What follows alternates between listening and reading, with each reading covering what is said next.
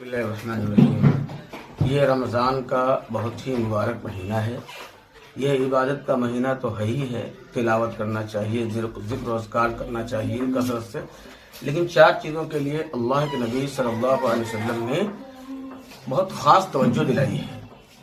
وہ چار چیزیں یہ ہیں کہ اس مبارک مہینے میں زیادہ سے زیادہ کلمہ لا الہ الا اللہ محمد الرسول اللہ صلی اللہ علیہ وسلم کا ورد کرنا چاہیے، اور نمبر 2 جو ہے جہنم سے بہت زیادہ پناہ مانگنا چاہیے اور جنت کے حصول کے لیے دعا کرنا چاہیے، اور کثرت کے ساتھ جو ہے استغفار کرنا چاہیے، یعنی کہ زیادہ زیادہ اٹھتے بیٹھتے استغفار پڑھنا چاہیے۔ ان چار چیزوں کی طرف اللہ کے نبی صلی اللہ علیہ وسلم نے اس مبارک مہینے میں خاص توجہ دلائی ہے۔ اللہ تعالی ہم سب کو ان باتوں پر عمل کرنے کی توفیق نصیب فرمائے۔